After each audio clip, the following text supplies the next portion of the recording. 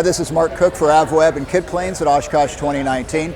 Just sat through a very interesting press conference with EPIC Aircraft. The E1000 has crossed an important threshold. It's actually been issued its type inspection authorization, which really means that a lot of the certification flying has been done. They can hand it over to the FAA, who can pound on it for a while, and then certification is due at the other end of that. They're hoping to produce this aircraft in 2020. Had a chance to talk to their CEO, Doug King. He's going to tell us a little bit more about that process.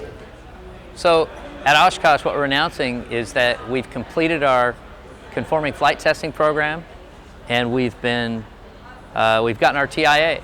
So what that means, type inspection authorization, is when the FAA accepts the plane as being compliant with the regulations, and our structural testing is complete, and they feel the airplane's safe, and they'll climb in it and start flying it themselves.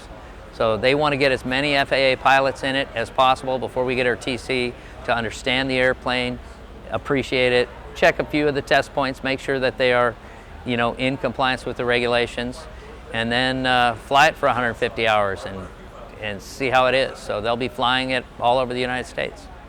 So the process started really in 2012. We decided to do it, and then we went to the FAA and said, look, we're going to certify this plane.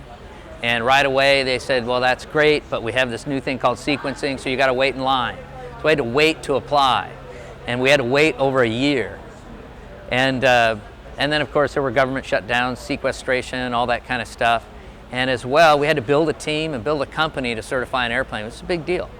1,200 horsepower PT6 on the front, weighs 8,000 pounds gross weight. So you imagine the PC-12 engine on an airplane that weighs 3,000 pounds less, you're going to get some performance. And that's what it's all about. It's a performing airplane. This thing really goes. You give it full throttle, you got a torque limiter on it, pull out on the runway, take the throttle, slam it to the stop, pull back in your seat, and a lot of right rudder. So it's 3.25 million. It's pressurized RVSM, 34,000. And it's a Garmin NXI G1000 suite, and it's really outfitted. We're looking options-wise. We're not trying to get too crazy.